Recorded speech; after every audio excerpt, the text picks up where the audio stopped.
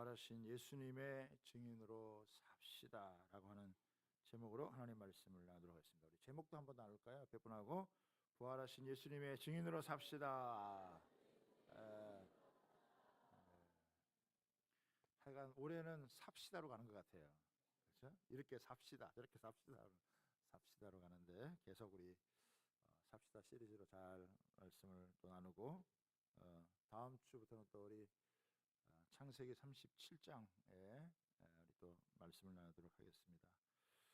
오늘은 우리가 2025년 부활 주일로 우리가 지킵니다.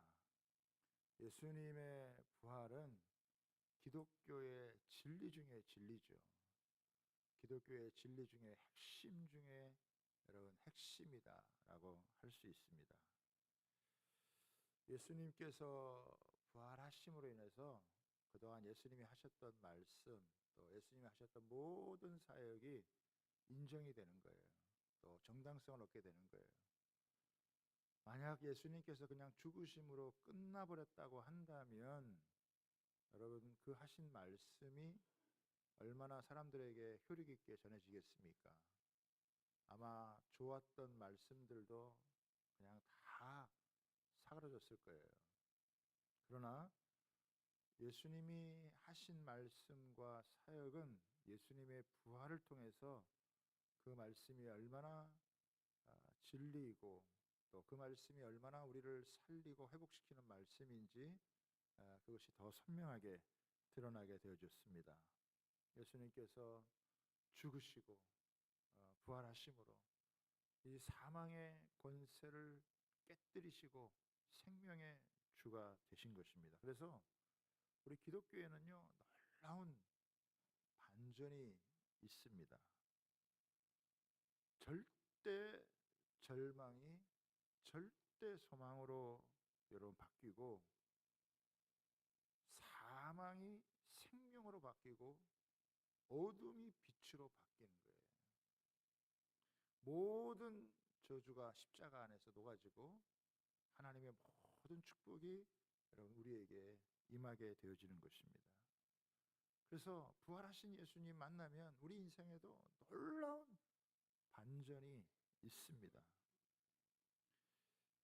예수님을 그토록 따르던 제자들이 예수님께서 십자가에서 비참하게 또 무기력하게 죽어나가시는 모습을 보면서 이 제자들이 너무 큰 충격에 빠졌습니다.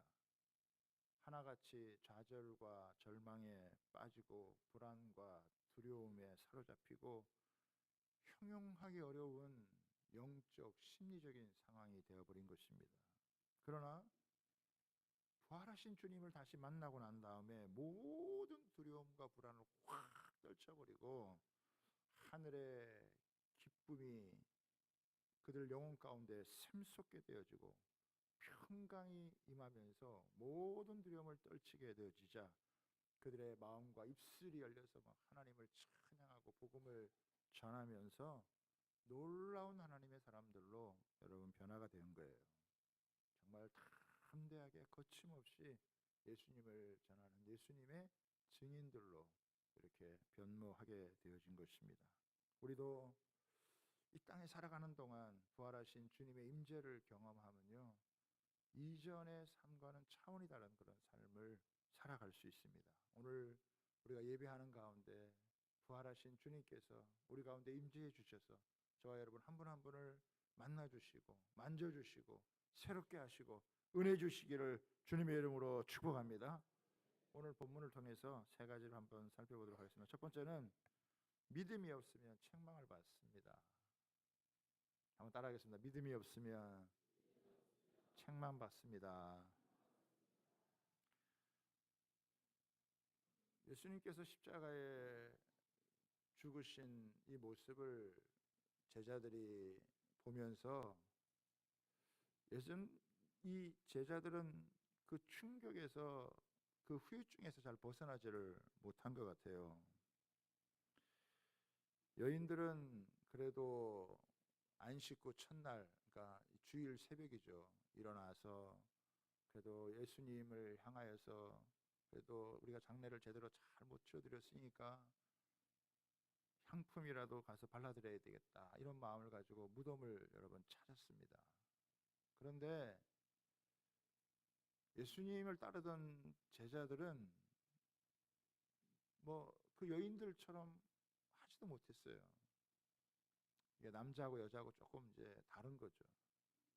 남자들은 아주 이성적인 부분이 발달해가지고 한번 이게 아니다 그러면 그냥 다 확 내려놓게 되는 것이고, 그래도 여인들은 그런 어떤 감정적인 부분이 좀 많기 때문에 예수님이 이렇게 돌아가셨어도 우리가 할 일은 해야 되겠다, 이런 마음을 가지고 무덤을 찾아간 거죠. 예수님이 뭐 살아나신다라고 하는 그런 말씀 듣고 믿음으로 반응해 간 것이 아니라, 그런 말씀은 다 까먹고 그래도 우리를 사랑했던, 또 사랑받았던 그 예수님을 향하여서 내가 할 수 있는 조금이라도 뭔가 해야 되겠다, 그런 마음으로 여러분 가게 되어진 것이죠.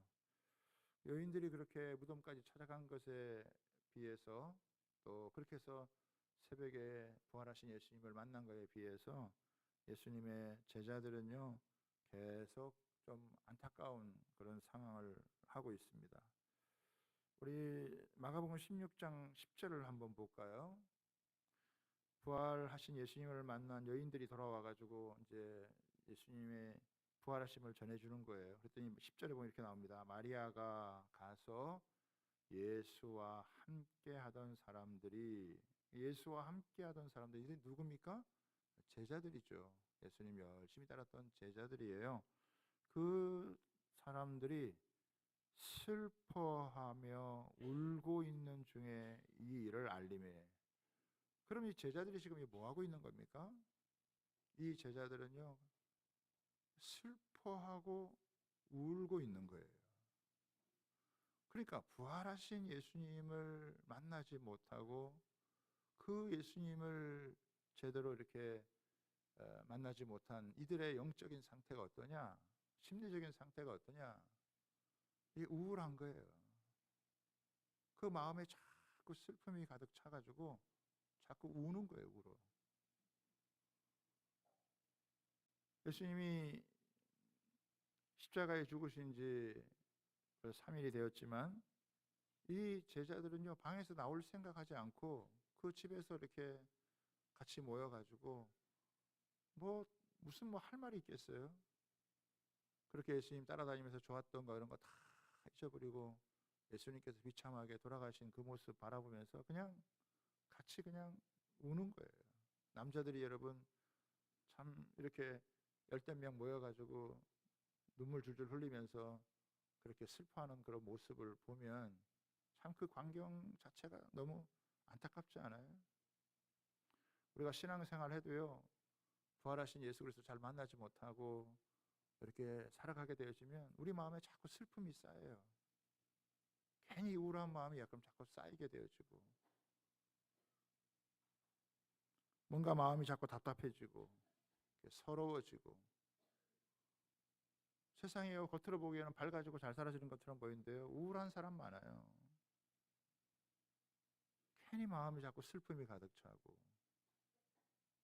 눈물도 나고 서럽기도 하고 의욕이 상실되기도 하고 뭐 하고 싶은 것도 없고 할 수 있는 것도 없고 그렇게 자꾸 이렇게 삶이 위축되어지는, 쪼그라드는 그런 모습이죠.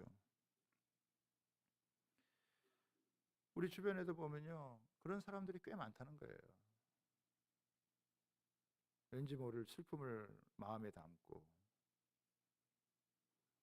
왠지 모르는 공허함을 마음에 품고 그냥 뭐 신나는 것도 없고 재밌는 것도 없고 그렇게 그냥 위축된 상태로다가 살아가는 것이죠. 부활하신 예수님을 만난 여인들이 와서 예수님 살아나셨어, 예수님 죽으신 것으로 끝난 게 아니야, 예수님 살아나셨어 이렇게 얘기해도 그 말이 귀에 안 들어와요. 얼마나 영적으로 깊은 침체에 빠졌는지, 얼마나 그 슬픔이 큰지, 얼마나 그 우울함이 큰지 뭐 그런 얘기가 귀에 들어요. 설마 그럴 리가 있겠어? 그러면서 그 충격에서 벗어나지를 못하는 것입니다. 그러니까 원래 예수님이 부활하신 다음에 갈릴리 가서 만나기로 하셨는데 제자들도 뭐 갈릴리에 갈 생각을 안 하고, 또 예수님도 그때까지 기다릴 수도 없고 급한 마음으로 마침 11명의 제자들이 있는 곳에 예수님이 찾아오셨어요. 예수님께서 사망 권세를 깨뜨리시고 부활하셨을 때 예수님의 몸은요, 굉장히 신비한 몸이 됐어요. 아마 공간을 초월하시는 그런 신비한 모습도 가지셨기 때문에 아마 제자들이 있는 곳에 이렇게 갑작스럽게 나타나게 되신 것입니다. 이대로 놔뒀다가는 도저히 이들 스스로가 일어설 수 없겠다라고 하는 마음을 가지시고 예수님이 직접 여러분 이 제자들을 찾아오신 것입니다. 자, 제자들을 찾아오셔서 뭘 하셨느냐? 14절 보겠습니다. 그 후에 11 제자가 음식 먹을 때, 여러분 뭐 음식 먹을 때 마음이 그렇고 기분이 그러니까 뭐 음식이 제대로 넘어가겠습니까?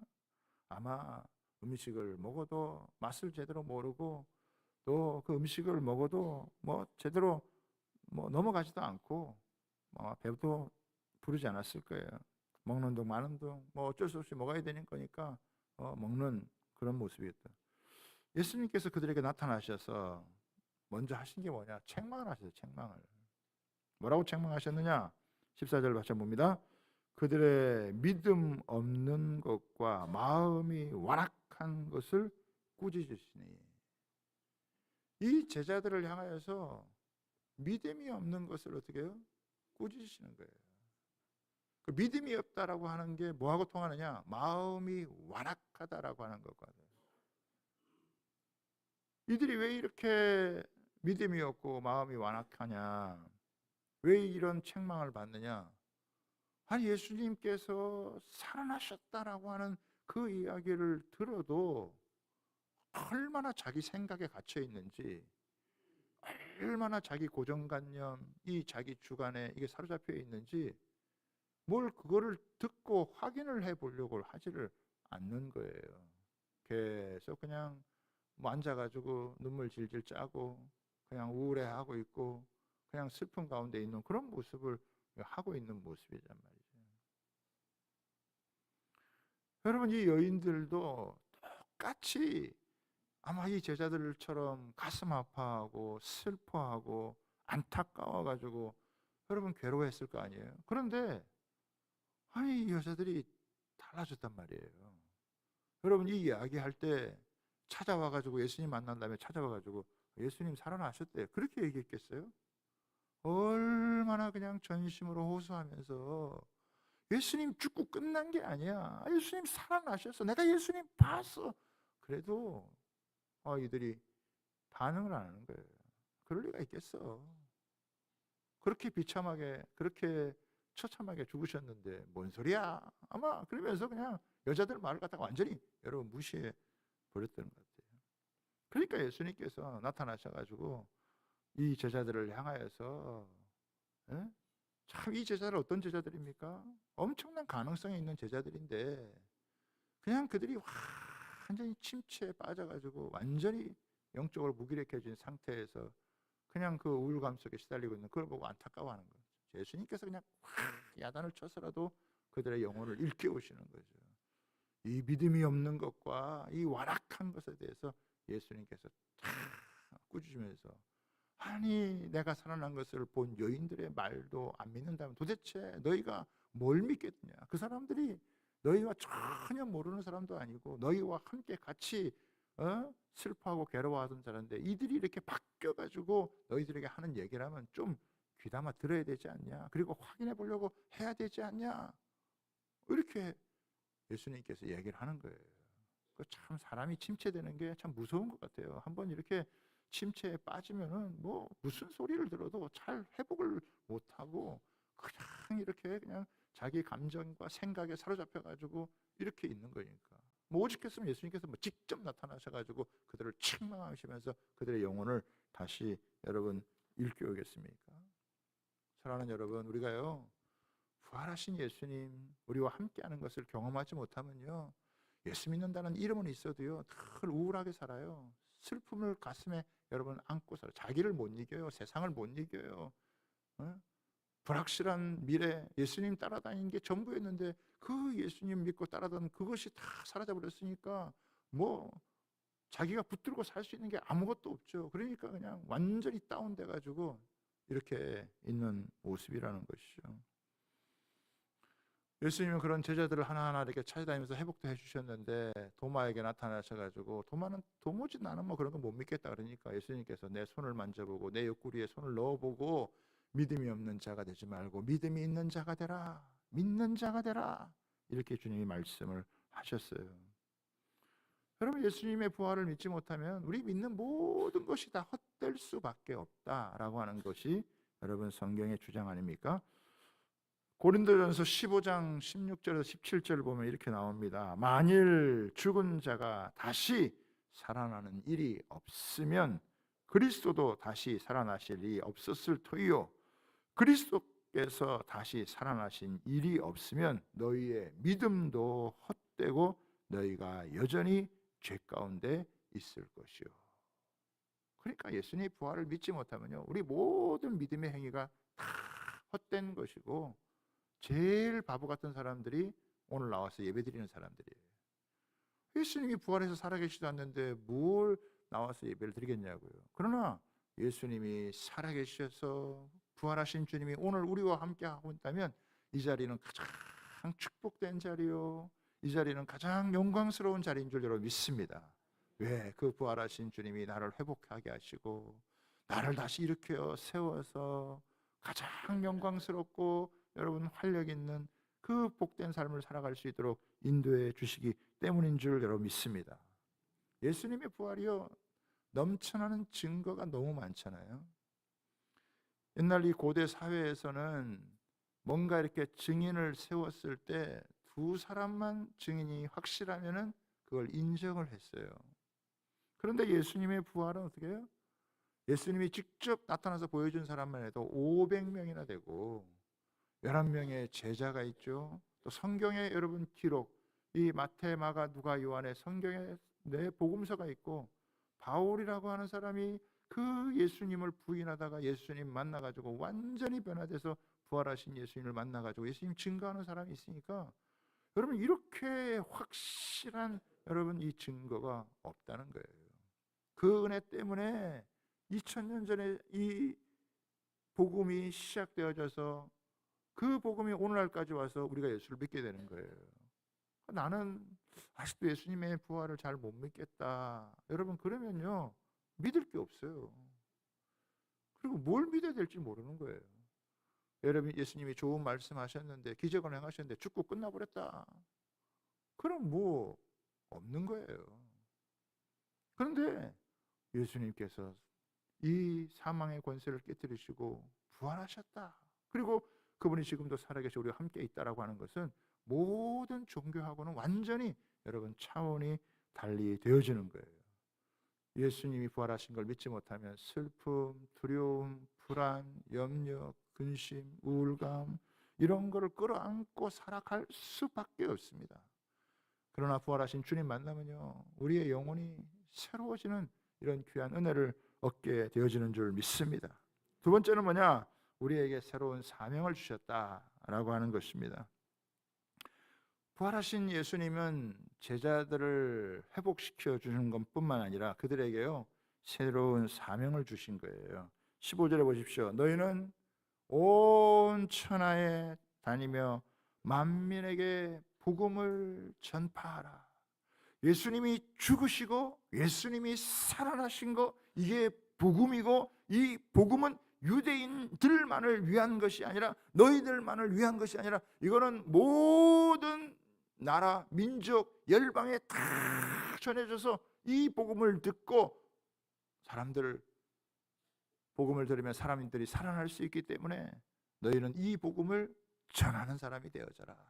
너희는 이 복음을 땅끝까지 전하는 사람이 되어져라. 여러분 예수님의 제자들은 촌부 아닙니까? 촌부. 갈릴리 촌 사람이에요. 그때 너희는 온 천하 만민에게 온 세상의 모든 사람에게 가가지고 너희는 이 복음을 전하고 이 복음을 전해서 사람 살리는 사람이 되라. 너희들이 나를 믿고 살아났다면 너희만 살지 말고 다른 사람도 이 복음 전해서 예수님 만나 그들도 살아날 수 있도록 너희가 온 천하 만민에게 복음을 전해. 이게 새로운 사명을 준 거예요. 그야말로 월드 크리스찬이 된 거예요. 그렇죠? 그 2000년 전에 예수님께서 갈릴리 촌부들을 향하여서 세계 비전을 주신 거죠. 세계 열방에 다니면서 하나님의 복음을 전하고 많은 사람들에게 이 복음을 전해서 사람 살리는 사람이 되어져라 라고 이야기를 하시는 거예요. 그러니까 이 제자들은요, 부활하신 예수님을 만나서 사명자가 된 거예요. 여러분, 사명자가 된다라고 하는 것은 내가 살아가야 될 분명한 비전과 뜻을 갖고 살아가는 사람이 된 거예요. 옛날에는 자기 꿈, 자기 비전, 뭐 이렇게 되고 싶은 소망이 있었지만, 물론 그런 것 주님이 다 귀하게 여기지만 이제 가장 중요한 게 뭐냐? 이 부활하신 예수님을 증거하는 증인의 삶을 살아가는 거예요. 우리가 예수 믿잖아요. 부활하신 주님을 우리가 만났잖아요. 그러면 우리는요, 우리에게 새로운 사명이 주어진 거예요. 이건 뭐 목사가 하는 일이고 선교사가 하는 일이 아니에요. 이건 예수 믿는 모든 사람들이 각각의 자기의 직분을 여러분 따라서 다 이 복음을 전하는 일을 여러분 하게 되어지는 거예요. 부활하신 예수님 전해서 사람 살려라. 나는 너를 통해서 사람 살리기 원한다. 사람들 구원하기를 원한다. 너 가만히 있지 말고, 너 혼자 믿고 그냥 너 혼자 가만히 있지 말고 너를 통해 다른 사람이 살도록, 너를 통해 다른 사람들이 구원받도록 너 이렇게 쓰임받는 사람이 되라. 너 그런 비전을 갖들고 붙들고 살아라 라고 이야기를 해주신 거예요.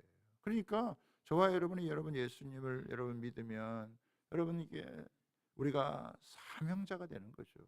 우리는요, 뜻을 갖고 살아가는 사람이에요. 사명을 갖고 살아가는 사람이에요. 그냥 인생을 살아가는 게 아니에요. 그냥 예수 믿는 게 아니에요. 부활하신 예수님 때문에 내가 살고 내가 회복되어지고 내 영혼이 구원을 받고 은혜를 얻었듯이 다른 사람도 그렇게 살려보자, 다른 나라도 살려보자, 다른 민족도 살려보자, 이런 마음 가지고 복음을 전하며 살아갈 때 하나님께서 그런 사명 붙들고 살아갈 수 있도록 우리를 허락해 주신 거예요. 그래서 그냥 우리가 살아가면 안 된다 이거예요. 예수님 믿고 우리가 구원받은, 우리가 부활하신 주님이 우리와 함께 하신다는 걸 믿는다면 우리는 반드시 다른 사람 살리는 사람 되어야 될 줄 믿습니다. 아멘입니까? 옆 사람하고 한번 인사하시죠. 하나님은 당신을 사명자로 불렀습니다. 한번 인사 한번 하시죠. 예, 그래, 그렇죠. 다시 한번 인사합시다. 사명자로 삽시다. 이렇게 한번 인사해. 예. 그래, 그냥 살지 말고 그냥 뭐 교회 한번 왔다 가는 것으로 끝나지 말고, 여러분 우리는 사명자다. 나는 사명자다. 부활하신 예수님을 전하여 사람 살리는 사람이다 라고 하는 여러분 그 마인드를 가지고 우리가 살아가야 될 줄 여러분 믿습니다. 아멘. 그래서 오늘 부활주일인데요, 오늘 부활주일에는 우리가 또 하나 결단해야 될 게 하나 있어요. 그게 뭐냐면 영혼을 내 마음 가운데 품는 거예요. 영혼을 내 마음 가운데 품는 거예요. 우리가 태신자를 품는 거죠. 부활절에 품어서 우리 행복나눔 축제에 그 영혼들을 초청해서 우리가 그들을 주님 앞으로 인도하는 거예요. 그래서 오늘 내 마음 가운데 영혼을 잘 품고 그 영혼을 놓고 기도하고 또 그 영혼을 섬기고, 그러다가 행복나눔 축제에, 새생명 축제에 그 영혼을 초청해서 예수님 어떻게든지 잘 전해서 그 사람도 구원받고 생명을 얻고 여러분 뜻깊은 인생을 살아갈 수 있도록, 구원의 은혜를 누리며 살아갈 수 있도록, 그냥 그대로 내버려 두고 살아가면은 그냥 슬픔과 불안과 외로움과 이런 것에 살아갈 수밖에 없는데, 예수님 만나서 인생의 의미를 되찾고 삶의 보람을 되찾고 살아갈 수 있는 그런 사람으로 만들어주는, 이게 교회가 해야 될 여러분 역할이라 이거예요. 믿는 우리가 해야 될 역할이라 이거예요. 나 혼자 여러분 구원받고 나 혼자 잘 사는 끝나는 것이 아니라 여러분 나를 통해 다른 사람 살리도록 하는 거, 여러분 그런 비전 가지면요, 우리 앞 주변에도 보면은 여전히 겉으로 보기에는 잘 먹고 잘 사는 것 같아도 슬픔과 불안과 공허함과 두려움에 있는 사람들이 있거든요. 인생의 문제에 갇혀가지고 스스로 해결을 못하는 그런 문제를 끌어안고 살아가는 그런 사람들 우리가 가슴에 딱 품고 그들에게 복음 전해주면 그 사람들도 얼마든지 여러분 살아나고 얼마든지 놀라운 인생으로 여러분 살아가게 되어질 줄 믿습니다. 그래서 여러분들 가운데 주보에다가 아마 넣어드렸을 거예요. 한번 보세요. 주보에다가 이 행복나눔 축제 우리 태신자 작전 카드예요. 그래서 하나님, 내가 누구에게 이 복음을 전해야 될까요? 이 복음의 은혜를 누구에게 나눠줘야 될까요? 라고 하는 이것을요 마음에 꼭 여러분 품고 기도하면서 여러분 사람을 여러분 작정을 하는 거예요. 우리 가족일 수도 있고 우리 또 친척일 수도 있고 또 주변에서 만나는 사람들일 수도 있고, 여러분 그런 사람들 어떻게 해요? 기도하는 가운데 우리 주변에서 만나는 사람들 이렇게 그 이름을 적고, 그리고 내가 또 이것을 품고 여러분 기도를 하는 거예요. 이거 그냥 이렇게 그냥 뭐 나눠준 거 아니거든요. 여러분들 이거 꼭 가지고 여러분 기도하면서 사람을 적고 그냥 주보와 함께 그냥 집에 가서 휙 던져놓고 그러지 마시고 어렵게 다 만든 거거든요. 그래서 여러분들이 영혼을 품고 섬기고 할 수 있도록 하다가 이게 만든 거 한 거니까 요거 이렇게 잘 통해서 영혼을 품고 하는 게 너무 중요해요. 저도요 이 운동하다가 어떤 70이 넘으신 아주머니를 만났어요. 그 아주머니가 그 뭐 교회 그냥 한두 번 그냥 와본 정도인데 공무원 생활을 오래 하던 자기 남편이 요즘 이상해졌다는 거예요. 갑자기 남편이 뭐 TV 보다가 눈물을 줄줄 흘리고, 내가 뭐 할라 지금까지 살았나, 내가 앞으로 어떻게 사나, 그러면서 남편이 이상해졌다는 거예요. 공무원 생활도 잘하고 했는데 괜히 마음이 공허하다 그러고, 예? 그런 남편을 보니까 자기가 뭐 뭔 얘기를 해줘도 뭐 해줄 얘기도 없고, 이 남자가 도대체 왜 그러나 이러면서 고민을 하시는 거예요. 그 저한테 이제 얘기를 해서 제가 그 남편 이름 이제 받아서 적어갖고 그 남편을 놓고 이제 기도하거든요. 주변에 보면은 우리가 이렇게 저렇게 만나는 사람들, 그런 사람들이 있을 수 있거든요. 자기 나름대로는 힘써 살아본다고 하지만 그러나 그 사람들 그 뭔가 인생의 문제가 딱 해결되지 않아가지고 사람들이 열심히 살아온 것 같은데 인생의 공허함, 슬픔, 답답함, 막막함 뭐 이런 것 가운데서 또 외로움도 느끼기도 하고 이런 마음을 갖고 살아가는 사람들이 있거든요. 그런 사람들 우리가 딱 품고 그 영혼들을 위해서 기도할 때 우리가 그들을 잘 섬기고 하면요, 그 사람도 얼마든지 새로운 인생을 살아갈 수 있고 남은 여생을 복되게 살아갈 수 있는 그런 모습이 있는 거예요. 예수님께서 우리에게 그런 일을 하라고 여러분 하신 거예요. 요한복음 3장 16절부터 18절 보면 이렇게 나옵니다. 하나님이 세상을 이처럼 사랑하사 독생자를 주셨으니 이는 그를 믿는 자마다 멸망하지 않고 영생을 얻게 하려 하심이라. 하나님이 그 아들을 세상에 보내신 것은 세상을 심판하려 하심이 아니요 그로 말미암아 세상이 구원을 받게 하려 하심이라. 그를 믿는 자는 심판을 받지 아니하는 것이요 믿지 아니하는 자는 하나님의 독생자 이름을 믿지 아니하므로 벌써 심판을 받은 것이라.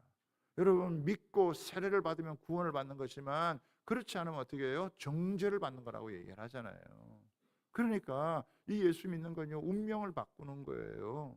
이 예수 믿는 건요 우리의 운명을 완전히 뒤바꾸는 거예요. 예수를 믿느냐 믿지 않느냐라고 하는 것이 우리 모든 운명을 바꾸는 거기 때문에 우리는 이미 예수 믿고 구원을 받았지만 그렇지 못한 사람들 예수님 믿고 구원받고 생명을 얻도록 여러분 옆에서 도와줘야 된다라고 하는 것입니다.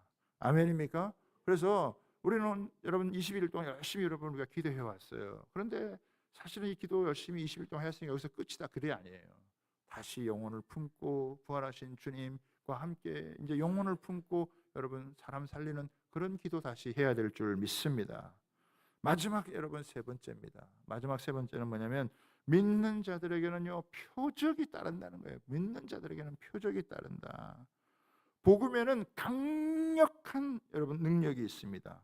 그래서 이 복음을 믿는 자들에게는요 능력이 따른다. 목사에게 따른다, 선지자에게 따른다, 뭐 선교사에게 따른다. 그렇지 않아요. 믿는 자에게 따르는 거예요. 믿는 나도 예수 믿으면 예수 안에 있는 여러분 나에게 하나님이 주신 이런 표적이 있는 거예요. 믿음의 표적이 있다라고 하는 거예요. 첫 번째 뭐냐? 예수 그리스도의 이름으로 귀신 쫓아낸대요. 귀신을 무서워하거나 두려워하는 자가 아니라 여러분 마귀가 삼킬 만한 자를 찾으려고 이렇게 두루 다녀도 어떻게 해요? 예수님의 이름으로 그 귀신을 내어 쫓을 수 있는 그런 권세를 우리에게 허락해 주셨다.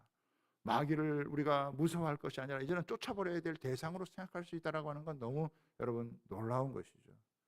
예수님은 군대 귀신 들린 자를 여러분 쫓아내셨어요. 군대 귀신이 여러분 그 군대가 몇 명이냐 봤더니 6천 명이에요. 6천 명. 6천 명의 귀신이 한 사람에게 들어간다는 것도 참 놀라운 일이죠. 그런데 그 한 사람을 그렇게 지배해서 완전히 그의 인생을 파멸시켰을 때 예수님은 그 영혼을 찾아가 가지고 그 귀신 쫓아내고 그 영혼을 살렸다라고 하는 거예요. 귀신 겁먹을 거 없다. 마귀 두려워할 것이 없다. 예수의 이름으로 이 귀신을 쫓아내고 마귀를 쫓아낼 수 있는 이런 권세를 우리에게 주신 줄 여러분 믿습니다. 또 보세요. 여기 보면은 새 방언을 말하며라는 것이죠. 이 새 방언을 말한다라고 하는 게 그 성령이 임하셨을 때 이들이 막 언어를 통변하면서 전하는 방언도 있고 자기가 기도할 때 이렇게 자기가 알지 못하는 말이 나와서 기도하게 하는 것도 있지만은 저는 여기서 말하는 이 새 방언은요 좀 다르게 해석을 하고 싶어요. 이 새 방언이라고 하는 말은 이 뭐냐면 사람이 말하는 습관이 달라진 거예요. 말하는 내용이 달라진 거예요. 예수님 믿지 않고 그냥 내 생각대로 살아갈 때는 뭐 안 된다, 못한다, 그럴 수 없다, 부정적인 말을 하고 또 이런 그 좋지 못한 말을 여러분 해놨다면 새 방언을 한다는 건요 그런 말을 다 이제는 청산을 하고 이제는 살리는 말을 하는 거예요. 칭찬하고 축복하고 위로하고 권면을 하고 인정하는 그런 말. 뭐 내가 예수님 안에서 못할 게 뭐 있냐? 할 수 있다. 하면 된다. 해보자. 예수님 안에서 나는 약해도 주님은 나를 강하게 하실 것이고 나는 가난해도 주님이 나를 부유하게 하실 것이니까 나는 예수님 안에서 주님이 나에게 주신 기회를 쫓아서 내가 할 만한 것들 하자. 또 나로 하게 하시는 것들 내가 감당하자. 이런 마음 가지고요. 그 입술로 선포를 하는 거예요. 그러니까 말하는 게 달라져요. 옛날에는 다 보면 아유 그런 거 내가 어떻게 해? 난 못해. 할 수 없어. 너나 잘해. 막 그런 얘기를 했던 사람이 그래 한번 해보자. 못할 게 뭐 있냐? 어?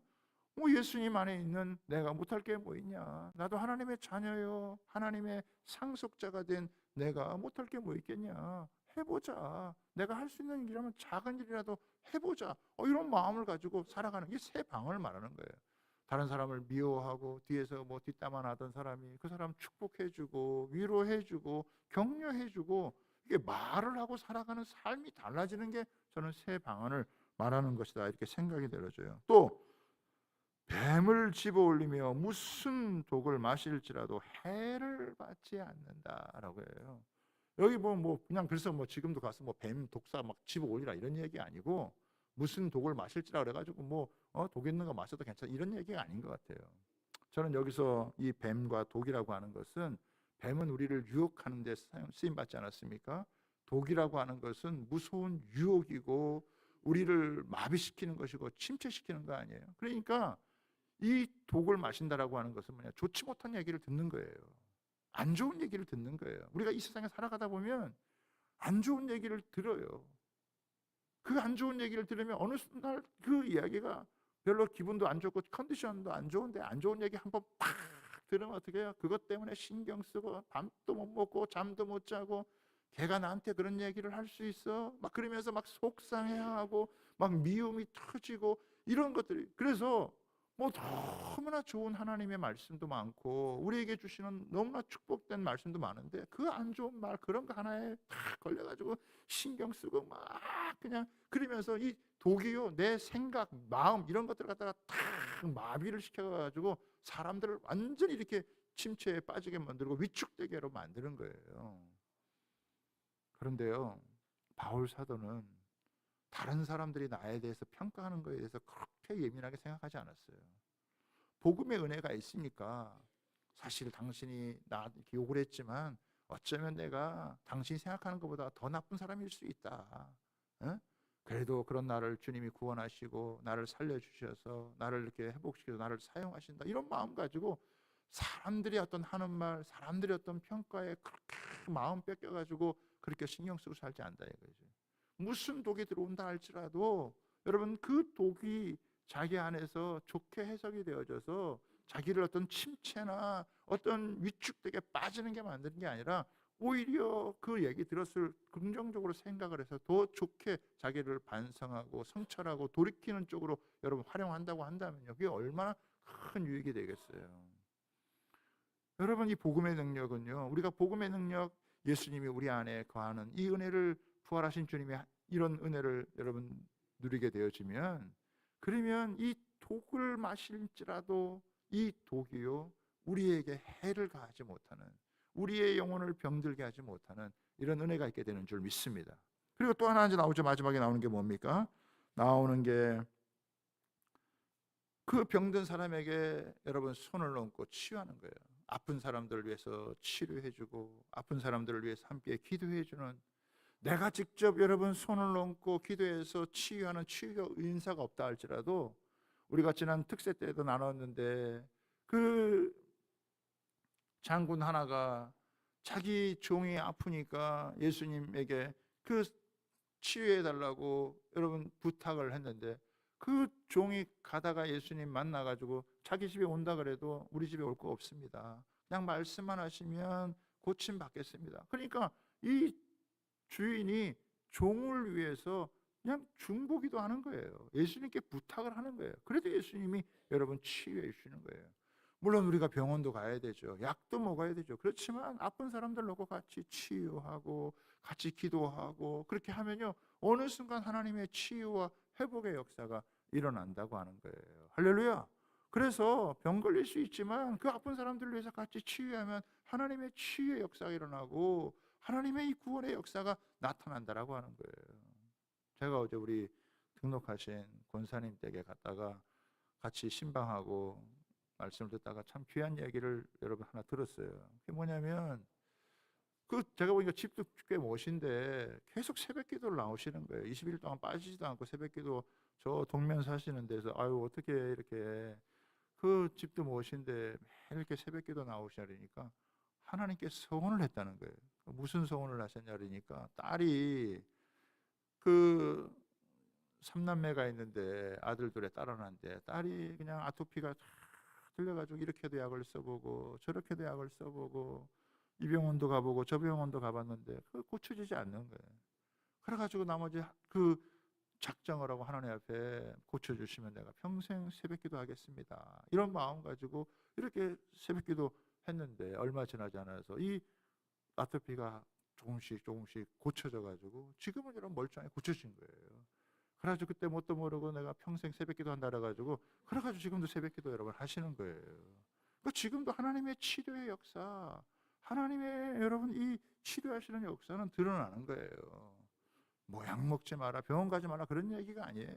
얼마든지 뭐 먹을 수 있으면 먹고 갈 수 있으면 가야 되지만, 여러분 약을 통해서든지 의사를 통해서든지 치료하시는 분은 우리 주님이신 줄 믿습니다.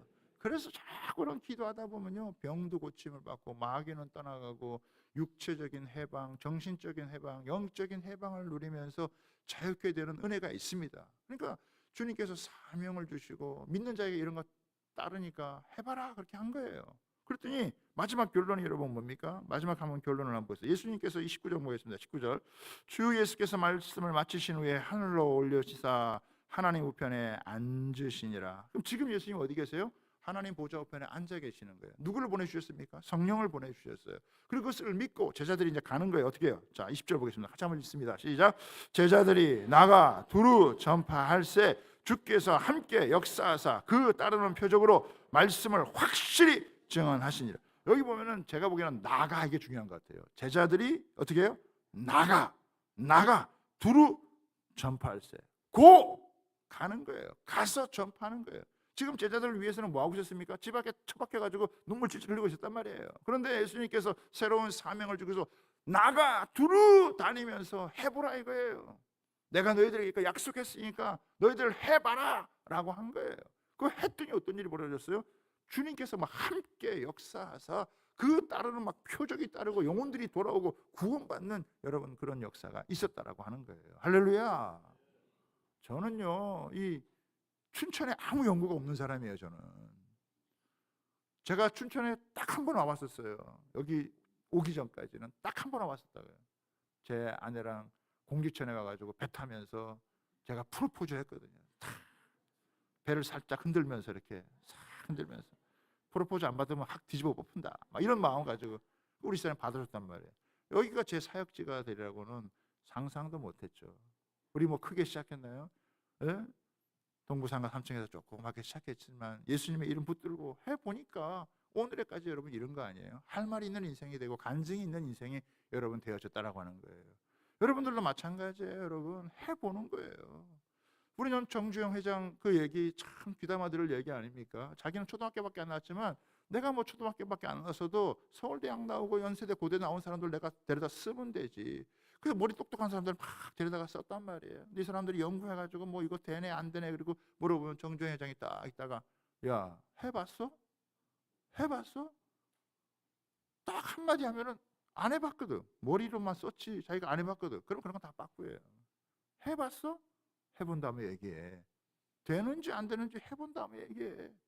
그래서 그분이 가장 그 트레이드 마크가 해봤어요. 여러분 해보셨어요? 예수 믿고 나가서 돌아다니면서 해보셨어요? 해보면 달라요. 해보면 내 인생이 달라지고 해보면요 하나님의 살아계신 역사가 드러나는 줄 믿으시기 바랍니다. 그래서 제자들을 통해서 여러분 이 복음이 전해지고 오늘까지 우리에게 온 거예요. 우리도 마찬가지예요. 제자들이 그렇게 살았던 것처럼 우리도 마찬가지로 여기서 여러분 사는 거예요. 나가서 해보란 말이에요. 이름 적어놓고 한번 기도해보고 전해보란 말이에요. 한 사람의 인생이 바뀌는지 안 바뀌는지 변화되는지 안 변화되는지 치유가 되는지 안 되는지 해보란 말이에요. 여러분 하는 사람에게는 하나님께서 손에 쥘 수 있는 증거를 주실 줄 믿습니다. 그런 믿음을 가지고 우리 주양교회 성도들 이번 부활절에도 그런 부활의 은혜를 누릴 뿐만 아니라 나도 살고 남도 살리고 여러분 회복케 하는 이런 귀한 일에 아름답게 쓰임받는 은혜가 있게 되기를 주님의 이름으로 부탁하고 축복합니다. 아멘.